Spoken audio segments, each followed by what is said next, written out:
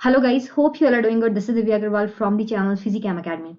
First of all, I would like to congratulate all the aspirants of GATE 2021 जिन्होंने भी GATE को qualify कर लिया है and special congratulations to all my student जो कि BSc थर्ड ईयर में थे और उन सभी ने भी जैम के साथ साथ JM का रिजल्ट कल को है, उसके साथ साथ GATE को भी बहुत ही बढ़िया स्कोर से क्रैक कर लिया है। तो सबसे ज़्यादा आप सभी को बहुत बड़ा वाला कॉन्ग्रेचुलेशंस। इस वीडियो में हम क्या बात करेंगे, जो क्वेरीज मेरे पास आई हैं, जो भी क्वेश्चंस बच्चों ने मुझसे पूछा है, उसका आंसर मैं इस पर्टिकुलर वीडियो में आपको देने की कोशिश करूंगी। तो सबसे पहली चीजें हम डिस्कस करेंगे वो है, देखो गाइस, इस बार गेट 2021 में this is in history highest cut off. जैसे कि मैंने अपने पहली वीडियो में भी बताया था कि आपको जो कट ऑफ जाने वाली है वो 34 to 36 के बीच में आएगी और एग्जैक्टली वो ही हमारी कट ऑफ आई है। एग्जैक्टली वही हमारी कट ऑफ निकली है जो कि बहुत हाई है क्योंकि पेपर थोड़ा सा ईजी था कंपेयर टू अदर ईयर्स। अब स्टूडेंट्स के दिमाग में ये बात चल रही है कि अब क्योंकि वो गेट दे चुके हैं, गेट क्रैक भी कर चुके हैं, तो अब उनको क्या करना चाहिए, what they should do next. उसके बाद में क्या फेलोशिप का ग्रांट होने वाला है, क्या उन्हें गेट क्वालिफाई करने के बाद में फेलोशिप मिलने लग जाएगी, इसका भी आंसर मैं आपको यहाँ दूंगी। उसके बाद में किस IIT में कितने स्कोर पे आपको कौन सी IIT मिलेगी जहां से आप PhD या फिर MTech वगैरह कर सकते हैं, PhD के फॉर्म कब रिलीज होंगे, एंड सबसे इंपॉर्टेंट बात, what are the benefits of GATE 2021 qualified aspirants for BSc third year students.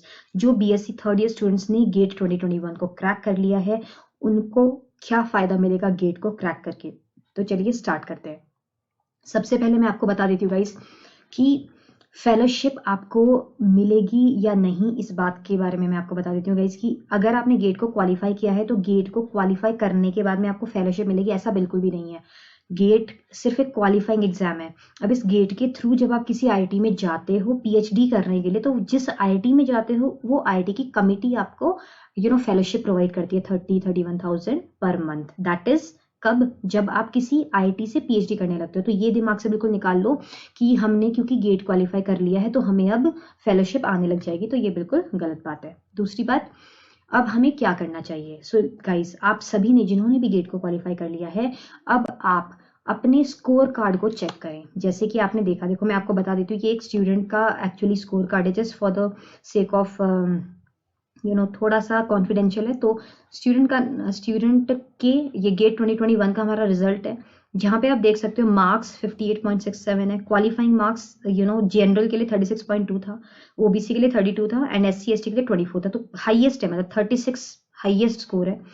All India rank 505, GATE score 613। तो इसकी मैं बात कर रही हूँ guys, I am talking about this particular GATE score. Okay, जो हमारा गेट स्कोर है उसमें आपको उसके बिहाफ पे आप कैसे करेंगे, तो आपको क्या करना है गाइस कि जो हमारे स्टूडेंट का ये गेट का स्कोर है ये वाला, ठीक है। अब आप क्या सोच रहे हो कि मेरी जो रैंक है वो तो इतनी है और मेरे मार्क्स इतने हैं, तो क्या इन मार्क्स से या इस रैंक से मुझे कोई IIT मिलेगी? नहीं, मार्क्स और रैंक से कोई फर्क नहीं पड़ता। फर्क किससे पड़ता है? फर्क पड़ता है आपके गेट स्कोर से। जो इस बच्चे का गेट स्कोर है गाइस, ठीक है, वो है 613। तो जो गेट स्कोर है 613 गेट स्कोर है, तो इस गेट स्कोर के बिहाफ पे उसको, मतलब अगर वो PhDs करने के लिए जाता है या मास्टर्स, इंटीग्रेटेड मास्टर्स करता है, तो वो इस गेट स्कोर के थ्रू जाएगा। मतलब ये मार्क्स और जो आपका रैंक होता है उससे आपको कौन सी IIT मिलेगी ऐसा आप नहीं कह सकते। कह सकते हैं वैसे, क्योंकि आपको डिफरेंट IITs में जाके डिफरेंट IITs के जो स्कोर कार्ड होता है, जो उनका गेट स्कोर कार्ड होता है, IITs उसी बिहाफ पे आपको एंटर करवाती है। तो डिफरेंट IITs का डिफरेंट क्राइटेरिया रहता है। तो ये जो गेट स्कोर है इनका एक फॉर्मूला होता है, एक पर्टिकुलर फॉर्मूला के बिहाफ पे ये चीज निकालते हैं। अब डिफरेंट IITs का डिफरेंट क्राइटेरिया है। तो अगर आपके जैसे क्वालिफाइंग मार्क्स कितने थे, जनरल की मैं बात कर रही हूँ, तो जो जनरल स्टूडेंट्स का क्वालिफाइंग मार्क्स था गाइस वो था 36.2, ठीक है। इतना मार्क्स अगर आएगा तो आप क्वालिफाई करोगे। तो अगर आपके इससे +5 है, ठीक है, आपको लगेगा अब मेरे को कैसे पता चलेगा कि इतने स्कोर, कितने स्कोर में मैं कौन सी IIT में जा सकती हूँ या कौन सी IIT के लिए मैं फॉर्म फिलअप कर सकता हूँ। क्योंकि एट प्रेजेंट आपको क्या करना है, आप जिस भी IIT से PhD करना चाहते हो या जितनी भी IIT से या IIT से या ISC से IISER से करना चाहते हो, तो उसके लिए आपको अप्लाई करना पड़ेगा। मतलब ऐसे नहीं आपने गेट क्रैक कर लिया तो आपको कॉल आएगी, आपको अप्लाई करना पड़ता है ना। तो आपको कहाँ पे अप्लाई करना है, अब आप सोच रहे हो मैं कहाँ अप्लाई करूँ मेरे गेट स्कोर के बिहाफ पे, तो मैं आपको बता देती हूँ।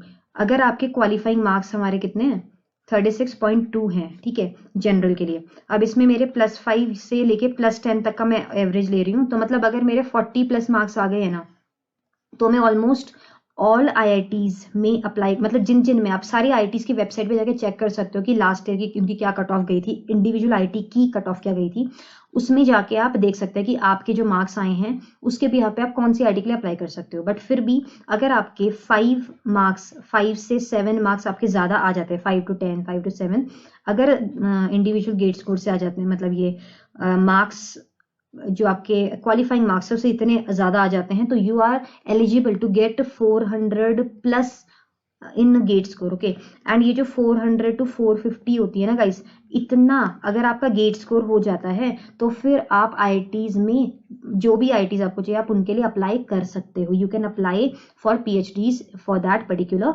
आईआईटी। ओके, सो नाउ अब दूसरी बात क्या है गाइस, दूसरी बात मैं आपको बता देती हूँ कि आपको 613 जैसे मार्क्स आए तो उसके भी यहाँ पे वो बच्चा अप्लाई कर सकता है, ठीक है। तो आपको सबसे पहले क्या करना है, आपको डिफरेंट अपने पहले सबसे पहले देख लेना है कि आपका गेट स्कोर कितना है, उसके भी यहाँ पे आपको डिफरेंट आईआईटीज में की वेबसाइट पे जाके उनका आप चाहो तो देख सकते हो, वरना अगर आपका बहुत अच्छा गेट स्कोर आया तो डायरेक्टली आप सीधा अप्लाई कर लो। और अप्लाई करने के बाद में आपको क्या करना है, क्योंकि गाइस अप्लाई कैसे करोगे, अब आपको पता होना चाहिए कि एग्जैक्टली जो डेट क्या है, फॉर्म जो पीएचडी के फॉर्म्स है वो कब रिलीज होंगे, तो मार्च एंड या अप्रैल के फर्स्ट वीक में आपको रिजल्ट आ जाएंगे, मतलब सॉरी, जो पीएचडी के फॉर्म्स हैं वो आपके इश्यू हो जाएंगे, वेबसाइट पे निकल जाएंगे, तो उनको आप फिल कर सकते हो, ठीक है। सो अब उसके बाद में आपको क्या करना है, आपने क्योंकि अब अपना गेट स्कोर कार्ड आपका आ चुका है, गेट स्कोर के बिहाफ पे आपको पता चल गया कि आपके फॉर एग्जाम्पल 450+ मार्क्स आ गए गेट में, ठीक है। गेट स्कोर में ये मत सोचना, अब गेट स्कोर अलग होता है, रैंक अलग होती है और कट ऑफ अलग होती है, ठीक है। जो गेट है उसकी अलग होती है और आईआईटीज की अलग होती है, तो इस बात को थोड़ा समझना। तो जो गेट स्कोर आपका 450+ आ गया है, तो अब इसके बाद में आपको क्या करना है, आपको डिफरेंट जो भी आपकी आईआईटीज हैं जिनमें भी आप अप्लाई करना चाहते हो, आईआईटीज में, आईसर्स में, या फिर आईएससी बेंगलोर में, ठीक है, जिनमें भी आप अप्लाई करना चाहते हो वहां पे उनकी वेबसाइट पे जाइए, ठीक है। और वहां पे जो जब एप्लीकेशन आ जाएगी उनकी पीएचडीज के लिए, तो वहां पे आप अपनी डॉक्यूमेंट्स को सबमिट कर दीजिए। अब डॉक्यूमेंट्स के लिए आपको क्या रखना है, आपको स्कैन कॉपी रखनी है, अभी से रख लो क्योंकि आपका रिजल्ट तो आ चुका है, तो अब बहुत जल्द मतलब पीएचडी फॉर्म्स रिलीज हो जाएंगे, इशू हो जाएंगे। तो आपको क्या करना है, 10th की मार्कशीट, 12th की मार्कशीट, अपना अगर आप कोई कास्ट से हैं तो कास्ट का सर्टिफिकेट, ठीक है, लेटेस्ट कास्ट का सर्टिफिकेट, बीएससी अगर आप बीएससी के स्टूडेंट्स हैं, एंड एमएससी की मार्कशीट, या फिर आपने बीटेक किया है, व्हाट्सएवर इट इज, जो भी है, तो ये सब चीजें आपको स्कैन कॉपी अपने पास रखनी है एकदम बढ़िया करके, और फिर उसको आपको अपलोड कर देना है, ठीक है, उस साइट में। अब उसके बाद में क्या होता है, आईआईटीज 2 तरह की चीजें करती हैं क्या, आईआईटीज आपको एंटर करवाती हैं पीएचडीज के लिए या एमटेक्स के लिए, या तो डायरेक्ट इंटरव्यू से, ठीक है, या फिर कुछ आईआईटीज इंटरव्यू के साथ साथ में क्या लेती हैं, इंटरव्यू के साथ साथ में आपको व्हाट वी से इंटरव्यू से पहले आपको रिटन टेस्ट लेती हैं, सॉरी, सो इंटरव्यू से पहले आपका रिटन टेस्ट लेती हैं, ठीक है, रिटन टेस्ट लेती हैं। सो रिटन टेस्ट जो होएगा वो उन पर्टिकुलर इंटरडिसिप्लिनरी टॉपिक्स से होता है जो उस पर्टिकुलर आईआईटी में पीएचडीज के टॉपिक्स होते हैं, मतलब सब आईआईटीज में सारे के सारे टॉपिक्स में पीएचडी नहीं होती, तो डिपेंडिंग अपॉन दैट या तो रिटन टेस्ट उसके ऊपर होता है या फिर आपके सिलेबस के ऊपर होता है। और कभी कभी आपने, अगर आप फॉर एग्जाम्पल मास्टर्स के स्टूडेंट हो, आपने कोई रिसर्च करी हुई है या कुछ भी स्टडी करी हुई है, रिसर्च की है, कोई इंटर्नशिप्स की हैं, तो उसके ऊपर जो भी आपके रिसर्च पेपर्स वगैरह आपने पब्लिश किए हैं या फिर आप जिस पे वर्क कर रहे हो उसके ऊपर आपका इंटरव्यू हो सकता है, उसके ऊपर आपके क्वेश्चंस रिटन टेस्ट में आ सकते हैं। तो जो आईआईटीज रिटन टेस्ट लेती है, पहले आपको उनका रिटन टेस्ट क्वालिफाई करना पड़ता है, वो ईजी होता है, ज्यादा डिफिकल्ट नहीं होता है, बहुत ईजी होता है।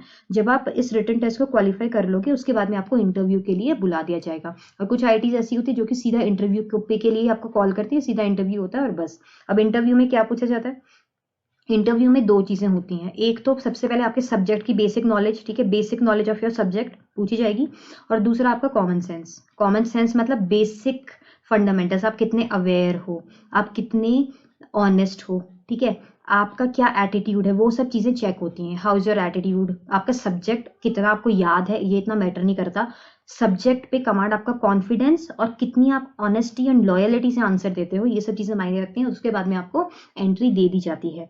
सो आई होप आपको मेरी बात समझ में आ गई होगी, ठीक है। तो मैंने क्या बताया आपको, मैंने आपको सिंपली बताया कि आपको सबसे पहले क्या करना है, आपने क्योंकि अपना रिजल्ट तो देख लिया होगा, अब आपने रिजल्ट देख लिया है तो उसके बाद में आपको पता चल गया हाईएस्ट कट ऑफ आई है, बहुत ज़्यादा है, बहुत सारे बच्चों ने क्वालिफाई भी कर लिया है बहुत अच्छे से। फेलोशिप मिलेगी इसके लिए? कोई फेलोशिप नहीं मिलेगी, तभी मिलेगी जब आप एंट्री करोगे पीएचडी के लिए इन आईआईटीज और आईएससीज। पीएचडी का फॉर्म का डेट क्या है आपके? फॉर्म मतलब पीएचडी के लिए डिफरेंट आईआईटीज कब रिलीज करेंगी? मार्च के एंड में या अप्रैल के फर्स्ट वीक में कर देंगी। किस आईआईटी में कौन सा स्कोर मिलेगा वो आप आईआईटी की वेबसाइट में जाके इंडिविजुअली देख सकते हो। वैसे अगर आपके 5 से 10 मार्क्स एक्स्ट्रा आ गए हैं कितने से? कट ऑफ से, तो फिर डेफिनेटली आप सब आईआईटीज के लिए अप्लाई कर सकते हो, सारी आईआईटीज में आप अप्लाई कर सकते हो। फिर on the basis of your interview and on the basis of your written test आप क्वालिफाई हो जाओगे and then you will be called. Okay, now what are the benefits of GATE 2021 qualified aspirants?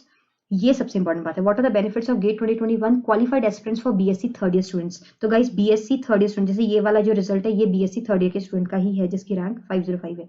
तो अब ये बच्चा क्या कर सकता है?